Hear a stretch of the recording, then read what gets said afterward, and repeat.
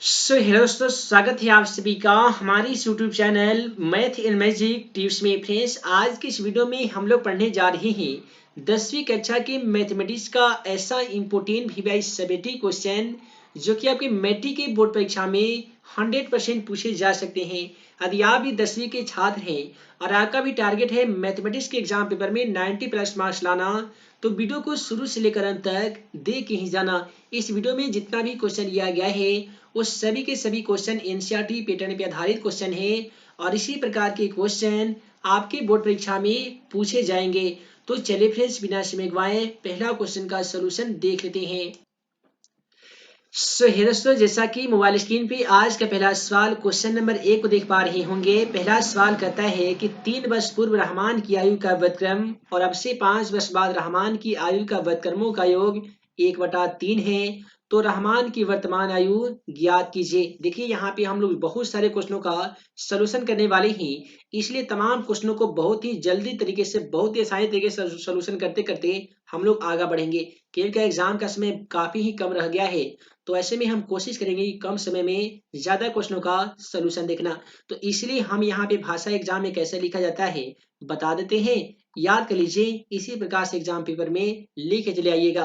कहता है कि 3 वर्ष पूर्व रहमान की आयु, तो रहमान की आयु तो यहाँ पे मालूम नहीं है, तो आपको लिखना होगा कि माना कि रहमान की आयु बराबर x। तो हम यहाँ पे लिख लिए हैं कि माना कि रहमान की आयु बराबर हमने x माना है। अब क्वेश्चन में कहता है कि 3 वर्ष पूर्व, तो आपको लिखना होगा कि 3 वर्ष पूर्व रहमान की आयु। तो 3 वर्ष पूर्व का मतलब क्या हो गया? तो जब भी पहले की बात की जाए तो 1 - 3 हो जाएगा, और बाद में बात किया जाएगा जैसे दिया गया 5 वर्ष बाद, तो वो हो जाएगा x + 5। अब इसका कहता है कि व्युत्क्रमों का योग 1/3 है। तो देखिए, सबसे पहले समझिए कि व्युत्क्रम कहते किसे हैं। तो किसी भी संख्या को उसे उल्टा लिख देना व्युत्क्रम कहलाता है। एग्जाम्पल के तौर पे x कोई संख्या है, इसे हमें कहेंगे कि x का व्युत्क्रम कितना होगा, तो 1/x हो जाएगा।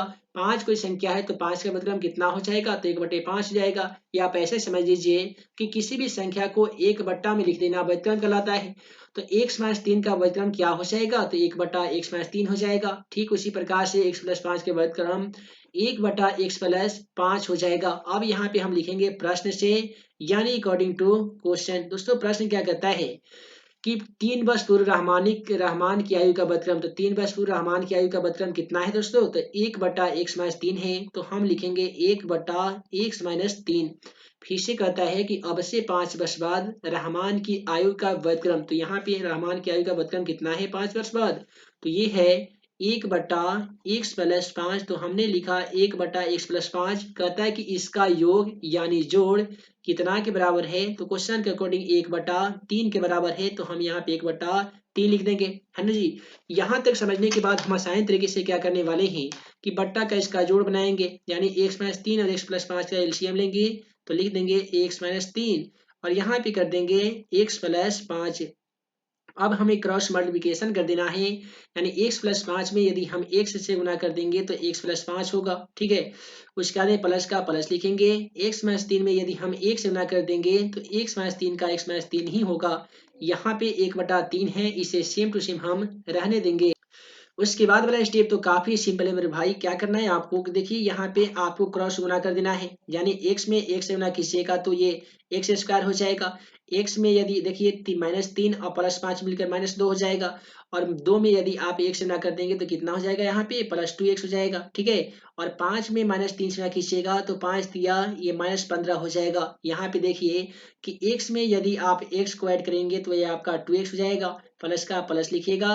देखिए 5 में से 3 आपको घटाना है, तो 5 में से 3 घटता है तो कितना होता है, +2 होता है ना जी। तो आप +2 लिख सकते हैं। 1/3 को सेम टू सेम लिखिए। अब आपको यहाँ पे क्रॉस मल्टीप्लिकेशन कर देना होगा, यानी आप कैसे ना करेंगे, देखिए 2x में यदि आप 3 से ना करते हैं तो 3 दूनी 6x होता है, तो आप 6x लिखेंगे। प्लस का प्लस लिखिए। 2 में यदि आप 3 से ना करते हैं तो 2 तिहाई 6 होता है, तो आप यहाँ पे 6 लिखेंगे। अब यहाँ पे x² + 2x - 15, इसमें यदि हम 1 से ना कर देंगे तो कोई परिवर्तन नहीं होगा। x² + 2x - 15 का सेम टू सेम हो जाएगा। अब यहाँ पे हम क्या करेंगे कि देखिए ये x² और प्लस में है 2x, यहाँ पे देखिए प्लस जो 6x है बराबर करा कर ये -6x हो जाएगा। यहाँ पे है -15, तो हम -15 लिखेंगे। यहाँ का जो आप +6 देख पा रहे हैं बराबर करा कर ये -6 हो जाएगा। यहाँ पे हम लिख सकते हैं एक्स स्क्वायर, ये 2x में से यदि 6x को माइनस करेंगे तो जाहिर सी बात है -4x हो जाएगा। किसी भी संख्या के पहले माइनस हो और बाद में माइनस हो तो दोनों संख्याओं को जोड़ देते हैं, यानी 15 और 6 को जोड़ लेंगे, लेकिन लिखेंगे माइनस में, तो ये जोड़ेंगे तो 21 हो जाएगा। अब हमें क्या करना है दोस्तों कि ये जो समीकरण हमें प्राप्त है एक्स स्क्वायर -4x और -21, इसका गुणनखंड विधि से हल करेंगे। कैसे करेंगे, तो एक्स स्क्वायर देखिए ये 21 लाना है तो ऐसा करते हैं 3 सत्ते 21 ला देते हैं, ठीक है। 3 सत्ते 21 और 7 में से 3 घटेगा तो, या 3 में से 7 घटेगा तो -4 भी आ जाएगा। तो हम क्या करेंगे एक्स स्क्वायर माइनस लिखेंगे 3x और प्लस कर देंगे 7x। देखिए -3 और प्लस ऐसा नहीं करेंगे, हम यहाँ पे 3 को प्लस में लिख लेते हैं और ये 7 वाला को लिख लेते हैं माइनस में। इससे क्या होगा कि 3 में से 7 घटेगा तो -4 भी हो जाएगा और -7 में 3 करेंगे तो -21 भी आ जाएगा। -21 को हमने सेम टू सेम लिखा।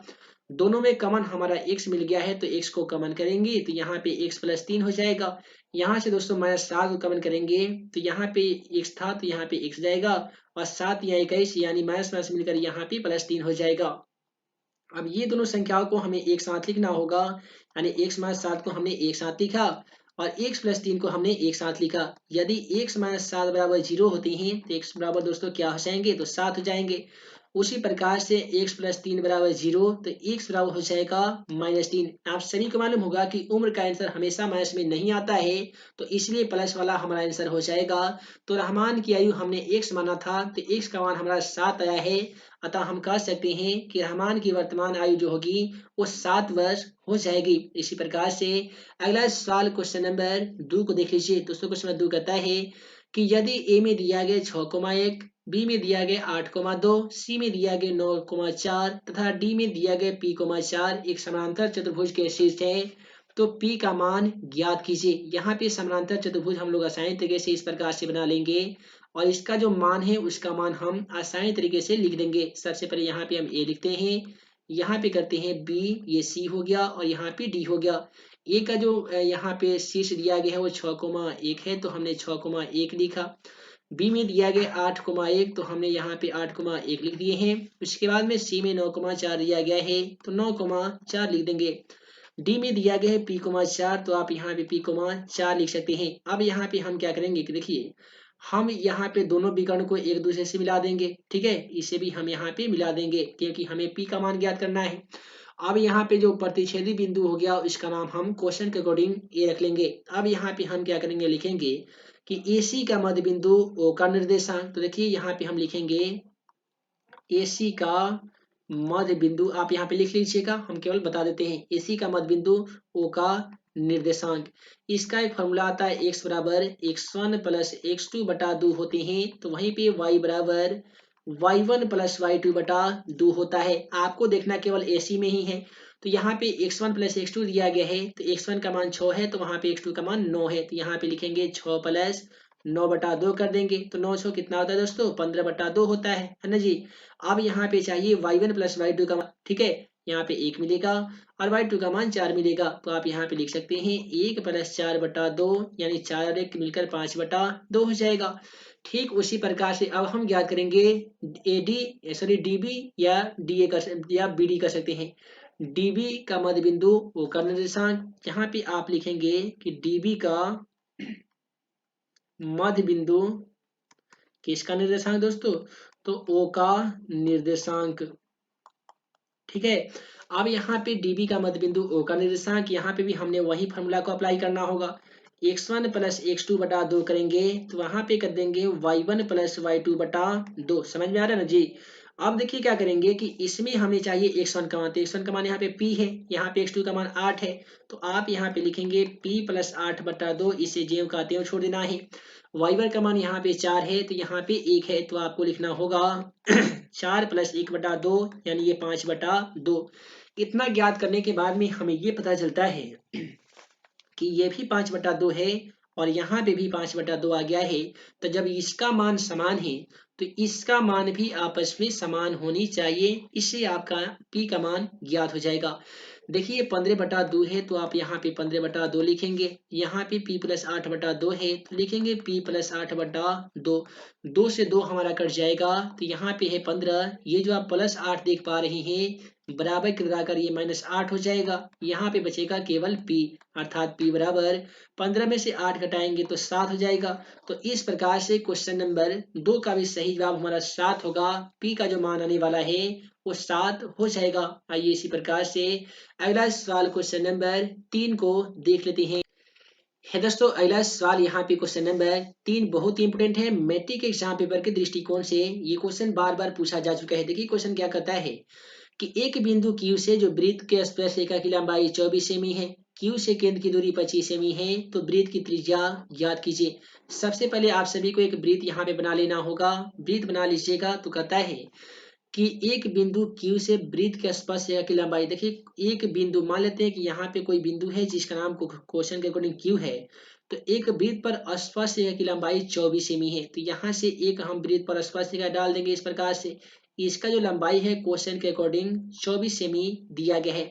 फिर कहता है कि Q से केंद्र की दूरी। तो मान लेते हैं Q यहाँ पे हमारा इस वृत्त का केंद्र है। तो इस Q से ये जो केंद्र की दूरी है ना क्वेश्चन के अकॉर्डिंग 25 सेमी है। तो दोस्तों हम यहाँ पे 25 सेमी लिख देंगे।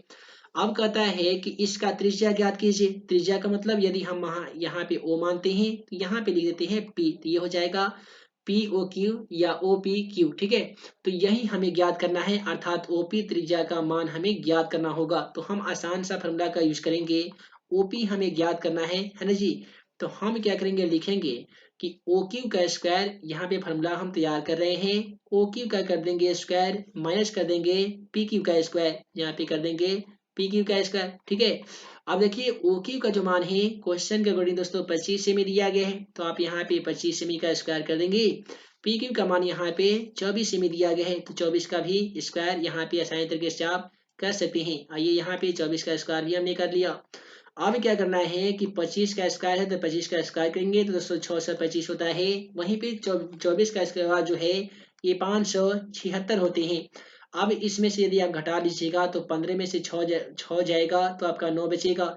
ये आपका 61 हो गया है। 61 में से 57 घटेगा दोस्तों तो 4 बचेगा, यानी ये 49 जाएगा। आप सभी को मालूम होगा कि 49 का वर्गमूल 7 होता है, जिसे 7 गुने 7 गुणनखंड करके डबल 7 के एक साथ बाहर रूट से निकाल लिया जाता है।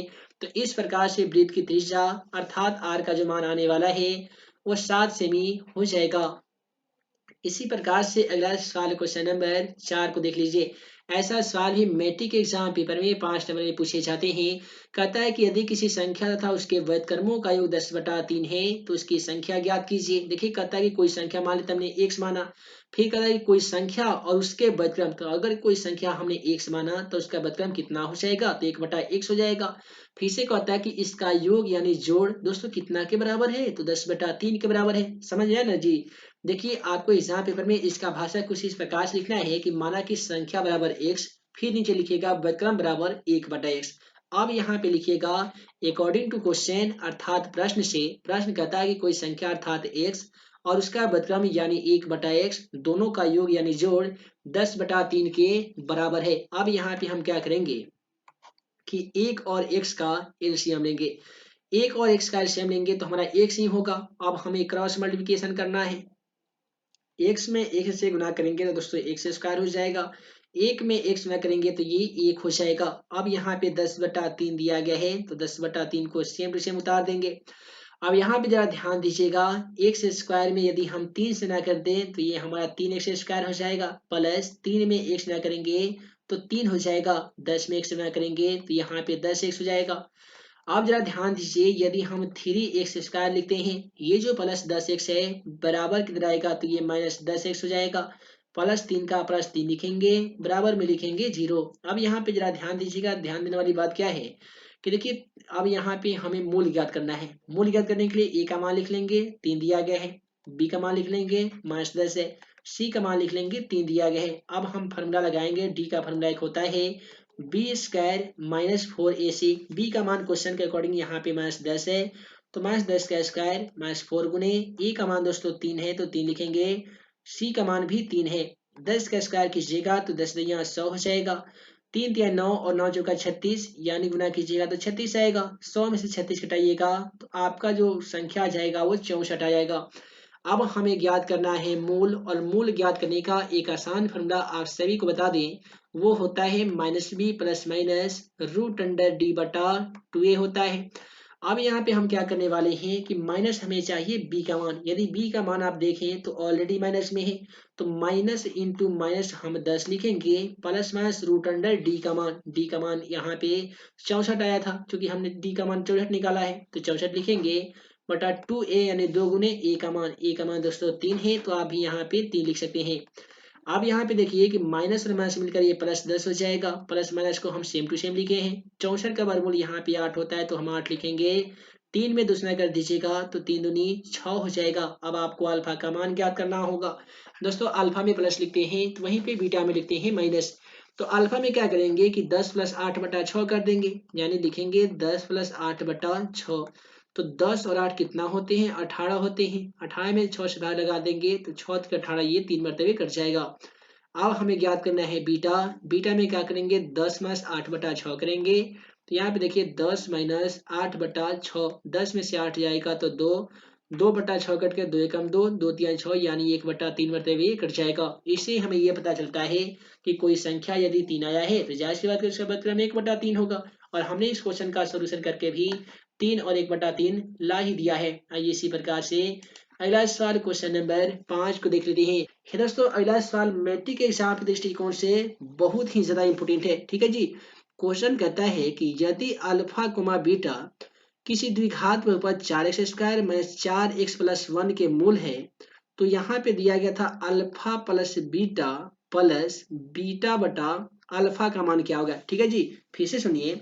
यदि अल्फा कोमा बीटा किसी द्विघात बहुपद 4x² - 4x+1 के मूल है, तो अल्फा बटा बीटा प्लस बीटा बटा अल्फा का मान क्या हो जाएगा।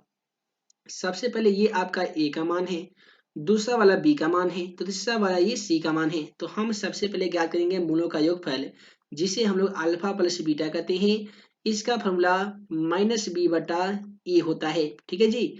अब b का तो ऑलरेडी माइनस में है, तो हम लिखेंगे माइनस इंटू माइनस, b का मान 4 है तो हम लिखेंगे 4, और बटा में a का मान, तो a का मान यहाँ पे भी 4 ही दिया गया है। तो माइनस और माइनस मिलकर ये +4 हो जाएगा, और 4 में 4 से भाग लगाएंगे तो 1 हो जाएगा। ठीक है जी।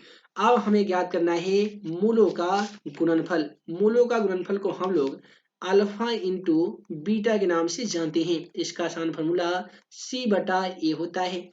c का मान की बात करें तो यहाँ पे 1 दे रखा है तो हम 1 लिखेंगे, और a का मान यहाँ पे 4 है तो 4 लिखेंगे। ठीक है जी। अब हम क्या करेंगे कि क्वेश्चन में अब देखेंगे क्वेश्चन में हमसे क्या पूछा गया है। क्वेश्चन कहता है कि अल्फा बटा बीटा। ठीक है जी। आइए सबसे पहले हम कलर चेंज कर लेते हैं, उसके बाद में बता देते हैं। क्वेश्चन में कहता है कि अल्फा बटा बीटा, तो हम यहाँ पे लिखेंगे अल्फा बटा बीटा, प्लस से फिर से कहता है कि बीटा बटा अल्फा, इसका मान हमसे पूछा गया है।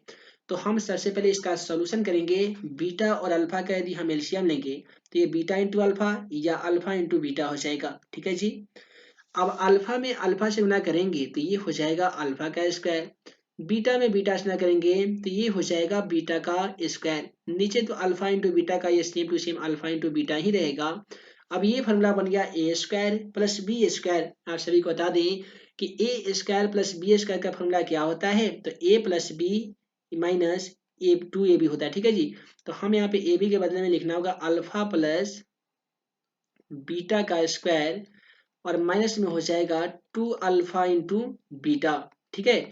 अब यहाँ पे देखिए अल्फा प्लस बीटा का जो मान है हम यहाँ पे ज्ञात किए थे तो 1 आया था हमारा। ठीक है जी। तो हम यहाँ पे 1 का स्क्वायर करेंगे, -2 गुने अल्फा इंटू बीटा का मान, तो अल्फा इंटू बीटा का मान 1/4 था तो हम भी 1/4 लिखेंगे। बटा में है अल्फा इंटू बीटा, तो अल्फा इंटू बीटा का मान 4, 1/4 था तो 4 लिखेंगे। अब यहाँ पे देखिए कि ए का स्क्वायर 1 होगा, माइनस ये कटा देंगे तो 2 दूनी 4, यानी ये 1/2 हो जाएगा। नीचे तो ऑलरेडी 1/2 ही है, सॉरी 1/4 था। ठीक है, यहाँ यहाँ पे 1/4 था। अब यहाँ वाला को हम लोग क्या करेंगे कि इसके नीचे हम 1 लिख लेते हैं, 1 और 2 कैल्शियम ले लेते हैं और क्रॉस गुना कर देते हैं। 2 में 1 ना करेंगे तो 2 1 कम 1 हो जाएगा, और ये 1/4 हो जाएगा। अब हम क्या करेंगे कि 2 में से हमारा 1 घटेगा तो 1 बचेगा, यानी ये 1/2 हो जाएगा। ये जो भाग में देख पा रहे हैं इसे गुना में चेंज करेंगे तो नीचे वाला 4 ऊपर चला जाएगा, ऊपर वाला 1 नीचे आ जाएगा। अब यहाँ से 1 से 1 हम आसान तरीके से घटा सकते हैं और ये 2 दूनी 4, ये 2 मर्तबे कट जाएगा। इस प्रकार से दिए गए क्वेश्चनों का सॉल्यूशन करने के बाद क्वेश्चन का बिल्कुल सही जवाब 2 आ गया है। इसके बाद में अगर अगला सवाल को देखें तो अगला सवाल यहाँ पे रहमान की आयु से संबंधित है। ऐसे क्वेश्चनों का सलूशन हमारे यूट्यूब चैनल पे आप जाके आसान तरीके से देख सकते हैं। सभी इंपोर्टेंट क्वेश्चनों का सलूशन आप हमारे यूट्यूब चैनल के प्रत्येक वीडियो को देखकर आसानी तरीके से कर सकते हैं। तो आज के इस वीडियो में इतना ही। उम्मीद है आज का ये वीडियो आप सभी को पसंद आया हो तो वीडियो को लाइक करें, अपने दोस्तों में शेयर करें। ऐसे ही नए नए वीडियो पाने के लिए आप हमारे YouTube channel math in magic tips को सब्सक्राइब करना बिल्कुल ना भूलिएगा। जितने भी छात्र छात्राएं इंपोर्टेंट क्वेश्चन का पीडीएफ यदि आप डाउनलोड करना चाहते हैं तो गूगल में सर्च कीजिए questionforexam.com, या उस पर भी नहीं मिल पा रहा है तो प्ले स्टोर में जाइए और मैथ इन मैजिक टिप्स का ऑफिशियली मोबाइल एप्लीकेशन को इंस्टॉल कीजिए और उसमें पीडीएफ वाले सेक्शन में जाकर सभी पीडीएफ को आसानी तरीके से डाउनलोड कर सकते हैं। साथ ही क्विज वाले सेक्शन में जाकर क्विज खेलने के साथ साथ ऑनलाइन टेस्ट देकर आप अपनी तैयारी का लेवल स्वयं चेक कर सकते हैं। तो आज की इस वीडियो में इतना ही। हम जल्द मिलेंगे अगले वीडियो में नए वीआई क्वेश्चन के साथ। तब तक के लिए आप सभी को वीडियो देखने के लिए बहुत बहुत धन्यवाद।